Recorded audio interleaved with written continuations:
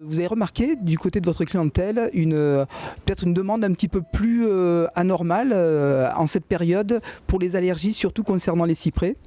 Alors j'ai regardé moi simplement mon listing de vente comparativement à l'année précédente, au même mois. On avait fait une augmentation de 20% environ, donc ce qui est pas négligeable en termes, en tout cas statistiques, je pense que c'est représentatif.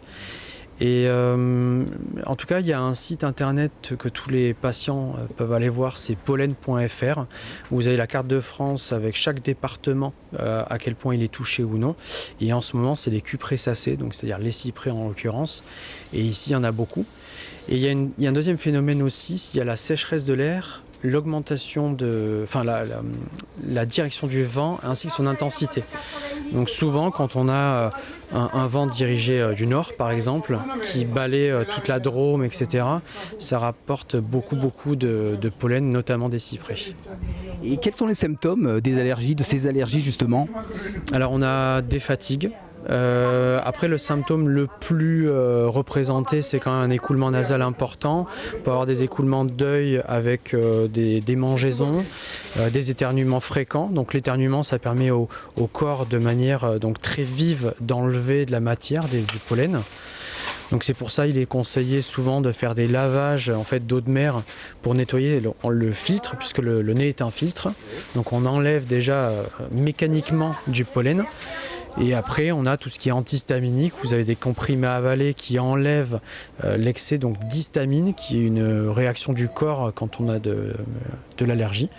On a aussi tout ce qui va être de la cortisone qui maintenant est en vente libre, c'est-à-dire de la cortisone légère bien entendu en spray nasal. Ça permet d'enlever localement la réaction allergique. C'est à peu près tout. Ouais. Est-ce que vous vous êtes rendu compte peut-être d'une tranche d'âge? Est-ce que les personnes plus âgées sont peut-être plus sensibles ou peut-être les enfants ou pas forcément? Pour nous, j'ai l'impression que ça serait plutôt des populations jeunes. Alors pas jeunes en bas âge, mais plutôt je dirais entre 20 et 40 ans qui seraient un peu plus touchés. Après bien entendu, comme nous on est une petite pharmacie, ça peut être variable en fonction des pharmacies. Bien sûr. Ouais. Donc vous nous préconisiez donc tous les gestes à suivre, mais les gestes au quotidien peut-être à la maison. Est-ce que vous en avez à donner également? Moi j'aurais dit effectivement ce lavage d'eau de mer, déjà une ventilation de l'appartement de manière générale, ça permet beaucoup de choses déjà, ça permet d'enlever la charge virale si on a un virus, puisqu'en fait l'hiver on tombe un peu plus malade, non pas tellement parce que l'air est froid, mais parce qu'aussi on ventile beaucoup moins nos appartements. Donc ça permet déjà ça permet d'enlever cette accumulation de pollen, de poussière, etc. qui peuvent exacerber encore l'allergie. Et après il y a ce lavage, ce mouchage, en fait enlever vraiment, nettoyer ce filtre, comme on fait avec une voiture, avec n'importe quoi, avec tous les filtres en fait. C'est à peu près tout, j'oserais dire en tout cas.